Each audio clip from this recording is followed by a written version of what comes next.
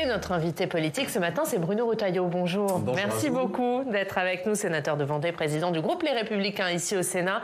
On est ensemble pendant 20 minutes pour une interview avec la presse régionale représentée par Julien Lécuyer de La Voix du Nord. Bonjour Julien. Bonjour Oriane, bonjour Monsieur Retailleau. Bonjour Julien Lécuyer. Bruno Retailleau, le Conseil constitutionnel n'a donc pas validé la demande de référendum qui avait été déposée par les sénateurs de gauche. Est-ce que consulter les Français n'aurait pas été la meilleure manière de sortir de cette crise? Non, mais c'était un secret de polichinelle que cette deuxième formulation du RIP serait retoquée par le Conseil constitutionnel parce qu'il a été écrit par des militants, pas par des juristes. Et le Conseil constitutionnel y juge en droit. Moi, je pense qu'il y a un dévoiement, vous voyez, du RIP. Tous ceux qui sont attachés, je le suis moi, attaché au référendum. Je pense que la crise démocratique que nous traversons, de la démocratie aussi représentative, devrait nous amener à une pratique référendaire plus fréquente. On ne peut pas élire un président tous les 5 ans et ne rien faire pratiquement en 5 ans. Quand je parle de dévoiement, qu'est-ce que je veux dire? Je pense que le RIP a été fait pour faire la loi. Faire la loi quand le Parlement, par exemple, s'était soit opposé ou n'avait pas mis dans son ordre du jour un sujet particulier. Faire la loi, mais pas pour défaire la loi. Et moi, je pense que le processus démocratique qu'a parcouru le texte sur les retraites est un vrai parcours conforme à nos institutions. Enfin, le Sénat, nous l'avons voté une première fois en première lecture, nous l'avons ratifié en commission mixte paritaire avec les députés, revoté ensuite. Donc ça correspond à nos institutions de la Ve République. Donc vous dites finalement à la gauche et à tous les opposants à la réforme des retraites que le cheminement démocratique, selon les mots du gouvernement, est désormais terminé et qu'il faut passer à autre chose. Je dis à l'intersyndicale, quand on voit les violences, je dis qu'il faut savoir terminer une grève. Parce qu'on voit bien que c'est en train de dégénérer. Et donc ne pas faire de nouvelles journées de mobilisation. Exactement. Donc je pense qu'à chaque fois qu'il y a une nouvelle journée de mobilisation, il y a des risques qui sont des risques de violence, d'hyperviolence. Et cette responsabilité, il faut que chacun l'assume. Mais ils vont pas arrêter la mobilisation parce qu'il y a des violences. Non, j'ai quand même noté qu'il y a une fissure dans l'intersyndicale. On voit bien que la CFDT, la CFTC et d'autres commencent à se dire, si le gouvernement nous tend la main, nous la prendrons. On voit bien que les jusqu'au-boutistes sont du côté de la CGT, les syndicats réformistes entrent dans une nouvelle phase. On l'a très bien senti aux dernières déclarations il y a quelques jours, notamment du leader de la CFDT. Mais ils sont tous d'accord pour faire une mobilisation le 6 juin. Vous dites qu'il ne faut pas faire cette mobilisation le 6 juin. Mais c'est leur responsabilité. Non, mais c'est prendre un risque vu les violences de la dernière fois. Mais bien sûr, et on a un vrai sujet. On a un vrai sujet. La loi anti-casseurs, anti-black blocs, c'est votre serviteur. C'est nous qui l'avions voté d'ailleurs contre le gouvernement à l'époque au Sénat. Simplement, il y a 2 problèmes. Il y a un problème avant et un problème après. Avant, on avait prévu dans ce texte, à l'article 3, j'avais prévu un dispositif qui permette, un peu comme les hooligans, qui sont interdits de pénétrer dans des stades quand ils ont été convaincus de violence. Moi, j'avais prévu dans l'article 3 un mécanisme qui permettait au préfet d'interdire à des gens dangereux de manifester avec des conditions préventivement, très restrictives. Mais qui a été jugé anticonstitutionnel. Non, c'est pas mon texte qui a été jugé anticonstitutionnel. C'est le texte qui avait été voté par les députés à la demande de Christophe Castaner. Moi, j'avais prévu des conditions très resserrées. Par exemple, que le préfet pouvait interdire simplement pour la durée d'une manifestation, aux abords et dans la manifestation. Et sous l'impulsion de M. Castaner, les députés avaient voté quelque chose de beaucoup plus large sur tout le territoire national. Donc vous dites, pendant un mois. Et donc le Conseil constitutionnel, laissez-moi terminer, a jugé que c'était disproportionné. Donc moi je pense qu'il y a un trou dans la raquette. Il y a une guérilla que nous mènent les cagoules noires. Et il faut s'y adapter. C'est des techniques paramilitaires. Donc le bouclier que doit constituer la loi doit être plus ferme. Ça, c'est avant. Mais il y a un problème aussi après. Je m'explique. Je prends seulement un exemple. Les manifestations, la Concorde, la nuit du 16 au 17 mars, 293 ou 14 arrestations. Là-dessus, il y aura 97% de classement sans suite. C'est-à-dire aucune suite judiciaire, aucune sanction. Et ça, c'est un encouragement à aller de l'avant. Donc, on voit bien que préventivement... Il y a du laxisme judiciaire pour vous. Vous dites laxisme judiciaire, les défenseurs des droits disent qu'il y a un abus de procédure. Je dis laxisme judiciaire. Notamment... Vous accusez les juges de ne pas faire leur travail, en fait. Non, je n'accuse pas les juges de ne pas faire le travail. J'accuse le syndicat de la magistrature, qui a beaucoup d'adhérents dans le corps des magistrats, d'être totalement politisé. Quand le syndicat de la magistrature publie un communiqué avec le titre, justement, au mois de mars, que l'autorité judiciaire ne peut pas être au service de la répression sociale. Quelle répression sociale? Quand le même syndicat, la magistrature, envoie à ses adhérents, quelques jours avant l'opération Wambushu à Mayotte, qu'on ne doit pas être non plus au service de la violation des droits humains, et que, comme par hasard, son ancienne vice-présidente détourne, pour moi c'est un détournement, quand elle a arrêté justement l'acte préfectoral, en essayant de s'appuyer sur le détournement d'une voie de fait, c'est un détournement. Pourquoi? Parce qu'elle dit voie de fait dans la mesure où il y a violation du droit de propriété. Mais ces gens-là, dans les bidonvilles, ils n'ont pas de droit de propriété. Et j'espère que la Cour d'appel y remettra bon droit. Donc, là, vous mettez en jeu de procédure. Mais... Je dis deux choses. Ouais. Qu'est-ce qu'il faut faire? Première proposition, reprendre le texte que j'avais proposé, équilibré, et je pense qu'il passera les mailles du Conseil constitutionnel pour appliquer ce gouvernement pour reprendre mon texte. Vous appelez le ministre de l'Intérieur à finalement travailler avec vous pour... C'est une erreur du gouvernement. Ils ont dénaturé mon texte, ils se sont fait censurer. Bien, première chose. Et je pense, là aussi, alors on est sur la justice, qu'il faut dépolitiser la justice. Mais comment? Qu'est-ce que ça veut dire? Parce qu'on parle d'un syndicat de la magistrature. Vous n'allez pas enlever le droit aux juges d'être syndiqués. Ça, on peut en discuter. Syndiqués pour des raisons professionnelles, oui, mais pour une politisation, la justice doit être au-dessous de tout soupçon. Je vais reprendre ma démonstration. Souvenez-vous de l'affaire du mur des cons. Lamentable, de la part du syndicat de la magistrature. Ça n'est pas le ministre, le garde des Sceaux de l'époque qui a poursuivi. C'est grâce aux partis civils, dont par exemple un général dont la fille avait été massacrée. Ils ont persisté, les partis civils ont obtenu une condamnation grâce aussi, je dois le dire, à une magistrate courageuse. Mais pas grâce, vous voyez, au garde des Sceaux, au ministre de la Justice de l'époque. Et depuis, évidemment, la sanction, petite sanction, et ensuite, cette dame-là, à l'époque, a été promue. Donc on voit bien qu'il y a un problème du Conseil supérieur de la magistrature qui est totalement corporatiste. Il faudra enlever le monopole des syndicats, du syndicat de la magistrature, si on veut avoir une justice impartiale. Que la justice est enlever le monopole de réformer le Conseil supérieur de la magistrature, voilà, par exemple. Et contre le syndicat de la magistrature ? Je pense qu'il faut des sanctions. Je pense que quand il y a des fautes, il y a un problème disciplinaire. Vous savez qu'il y a des centaines... C'est-à-dire que vous faites un lien entre une décision de justice et puis l'appartenance à un syndicat. Mais encore une fois, oui, je fais un lien.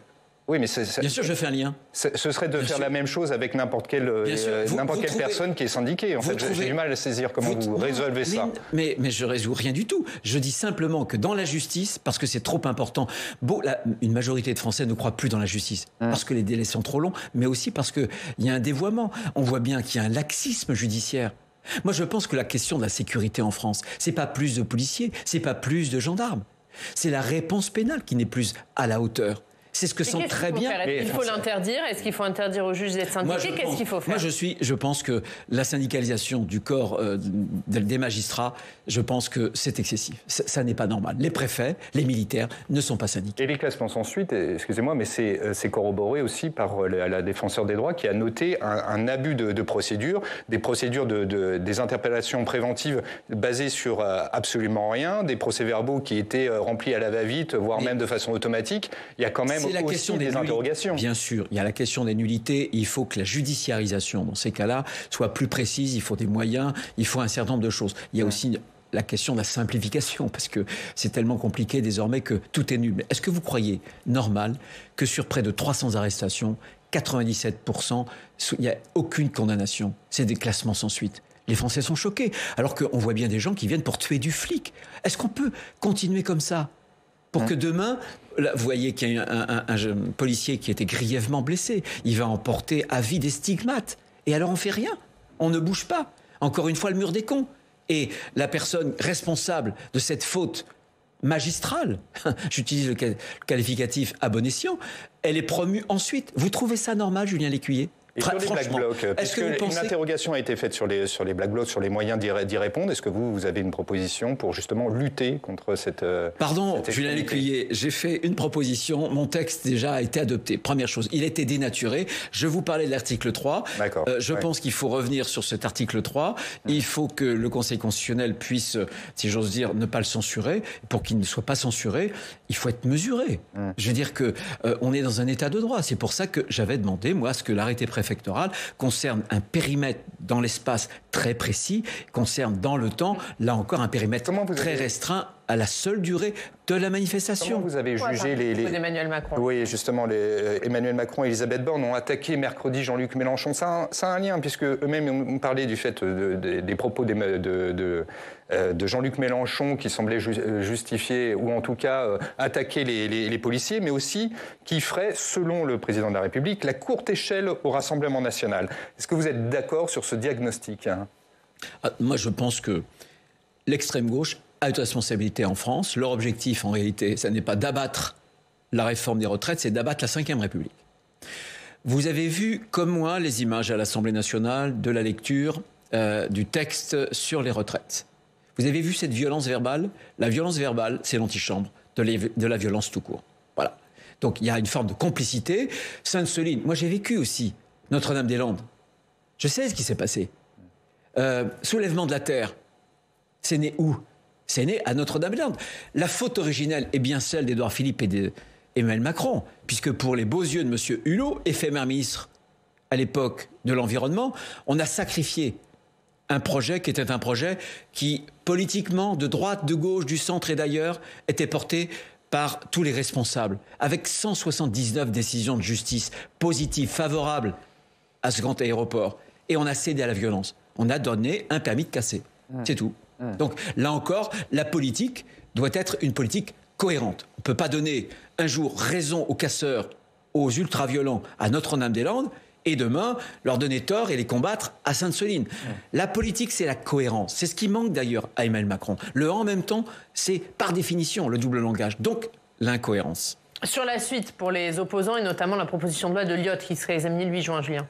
Oui, puisqu'on parle de cohérence, il y en a un qui s'en réclame, c'est Aurélien Pradier qui a annoncé qu'il votera la proposition de loi portée par le groupe Lyotte le 8 juin, qui vise à abroger la réforme des retraites.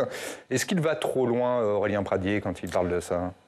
Peu importe, je ne veux plus commenter ce que dit, ce que fait ce député LR. Simplement, ce que je dis, moi, pour prendre un peu de recul et de hauteur sur cette proposition de loi Lyotte, qu'est-ce qu'on fait ? Dans les 10 ans, ce n'est pas 150 milliards de déficit qu'on va avoir en réalité. On le voit bien maintenant, aussi bien sur la croissance, sur le taux de productivité, sur toutes ces hypothèses qui fondent ce calcul de 150 milliards de déficit sur les régimes de retraite en 10 ans. On sera plus près de 200 milliards. Donc, la proposition Lyotte, qu'est-ce qui est dit à nos concitoyens ? Qu'on ne fait rien ? Qu'on sacrifie le pouvoir d'achat des retraités ?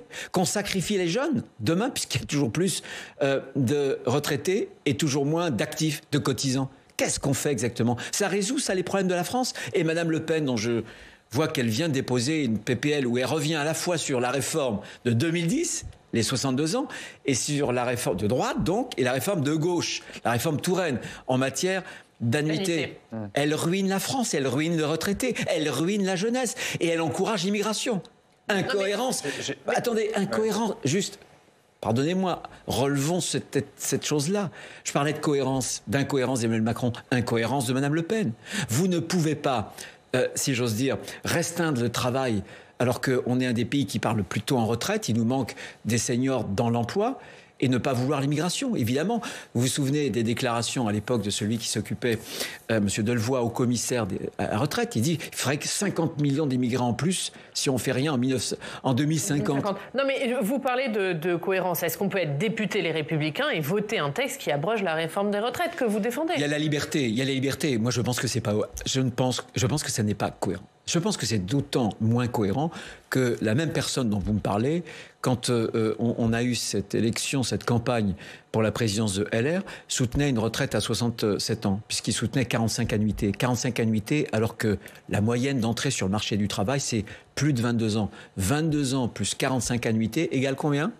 67 ans. Non, donc il y a un moment donné où là encore, il faut répondre de ces actes. Est-ce qu'il a encore sa place? Est-ce que LR ne se meurt pas de ce genre d'errance idéologique? C'est pas moi qu'il faut le dire. Je pense que plus on est faible, et nous sommes faibles politiquement, plus on doit être cohérent, plus on doit être rassemblé.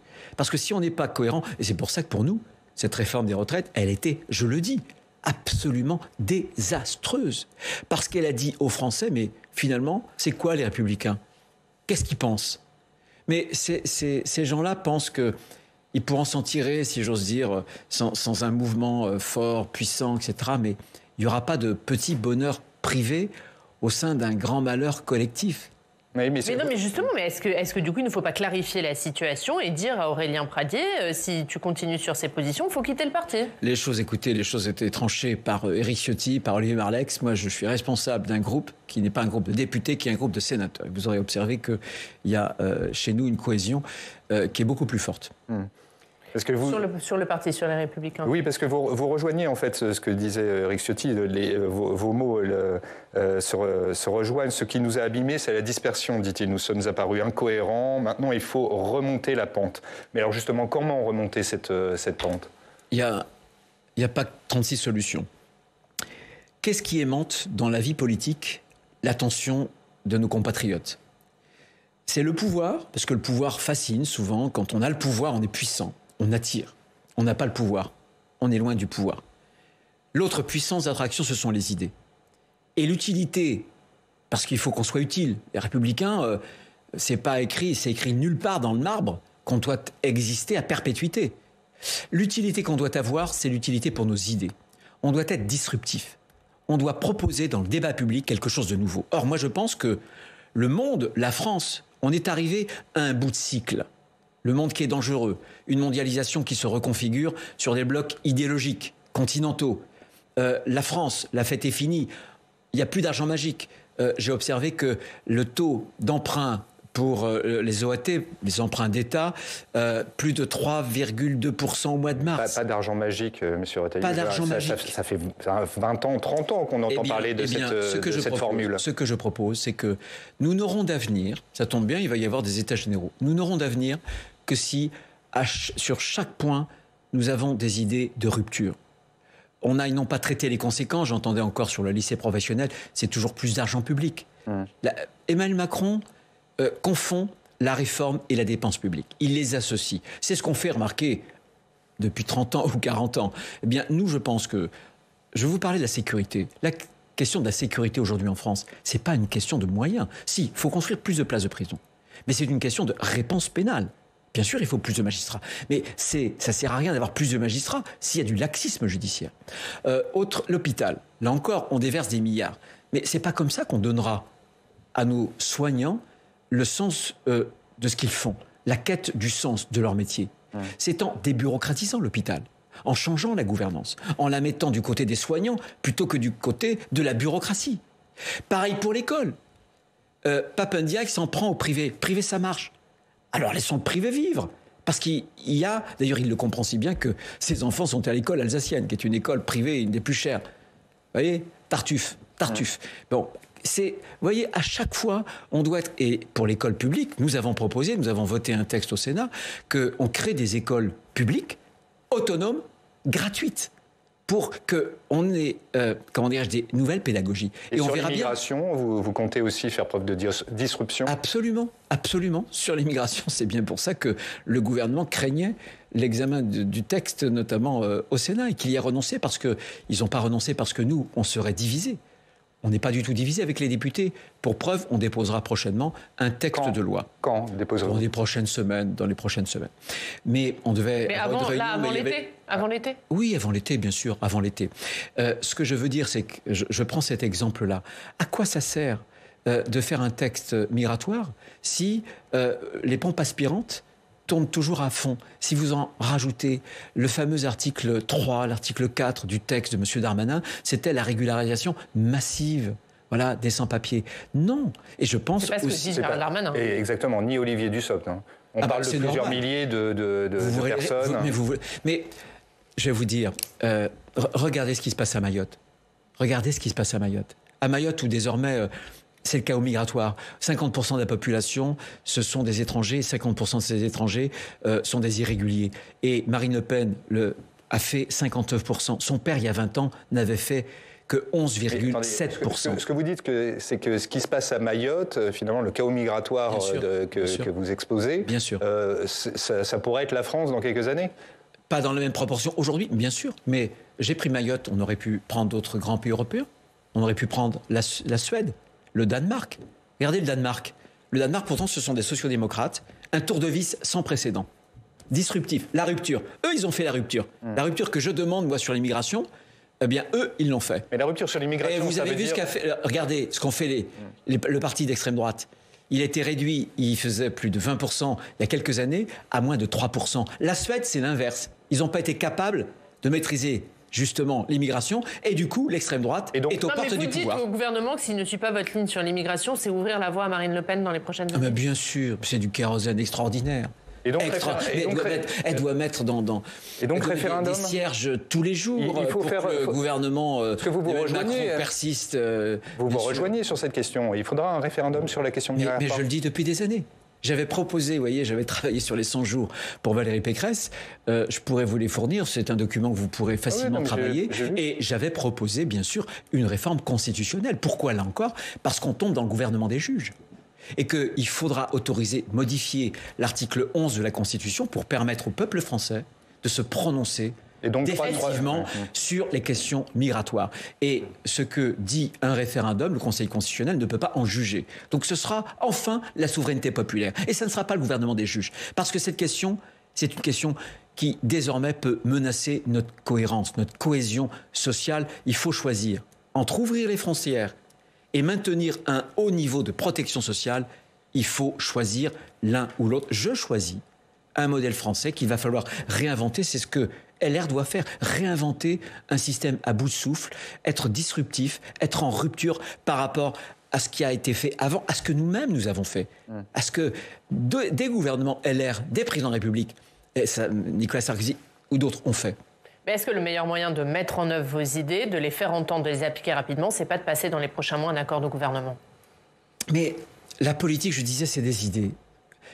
Avec qui passer un accord ? Avec Emmanuel Macron qui donne satisfaction aux zadistes de Notre-Dame-des-Landes ou celui qui combat les mêmes zadistes à Sainte-Soline ? Est-ce qu'on doit passer un accord avec M. Macron qui nomme M. Papendiaï, qui est une sorte de wokiste bon teint, bon chic, etc. Ou avec le même Macron qui avait nommé d'ailleurs M. Blanquer, qui était assez intransigeant sur la laïcité. Avec qui passer un accord ? Je pense que c'est les iddes qui commandent la politique. C'est avec le Emmanuel Macron qui va dans votre sens. Il y a aussi beaucoup de choses qui vont dans votre sens. Est-ce que si c'est avec le Emmanuel Macron qui va dans votre sens, il vous tend quand même la main sur plusieurs sujets, Emmanuel Macron. Ne serait-ce que sur la réforme des retraites, par exemple, il a fait un pas vers vous. Regardez. Sur la fraude sociale qu'il va présenter dans les prochains jours. Bien sûr. Et sur la réforme des retraites, nous l'avons voté. Ce qui veut dire qu'il y a un chemin possible que le Sénat pratique depuis des années, texte par texte. Quand un texte est bon, moi, je ne réagis pas en fonction d'Emmanuel Macron. Ma boussole n'est pas Emmanuel Macron. Ma boussole, c'est l'intérêt national du pays et des Français. Donc, votre souhait, c'est pas un Premier ministre issu de vos rangs ? Mon souhait, c'est une politique de redressement de la France. Et aujourd'hui, porté par un Premier ministre issu de vos rangs ? Je ne vois pas. C'est pas le problème. C'est les idées, c'est les convictions. La dépense publique. Bruno Le Maire se promène de plateau en plateau pour dire stop maintenant, quoi qu'il en coûte. On vient de nous transmettre un document important sur la stabilité que Bruxelles demande.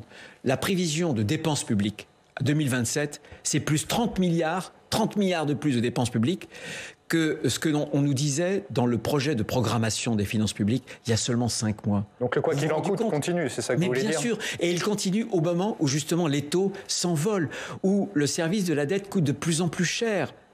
Et là, maintenant... Ce goulet d'étranglement, on arrive à son terme et ça menace. Donc la fête est finie. Vous avez regardez Fitch, Fitch, ça n'a rien bouleversé. C'est simplement un avertissement. C'est un coup de semonce, c'est tout. Mais derrière Fitch, il peut y avoir beaucoup plus grave que cela. Beaucoup plus grave quand on a une dette de 3 000 milliards. C'est quoi beaucoup plus grave ?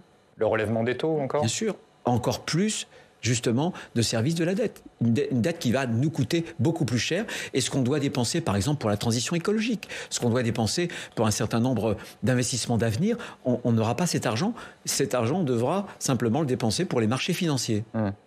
Merci Bruno Retailleau. C'est moi. Merci beaucoup d'avoir été notre invité ce matin. Julien, regarde la une de La Voix du Nord. Les stars s'invitent au stade Pierre-Mauroy. Oui, avec un gros doute sur la présence de Stromae en juin. On suivra tout ça dans La Voix du Nord. Merci. Croise les doigts.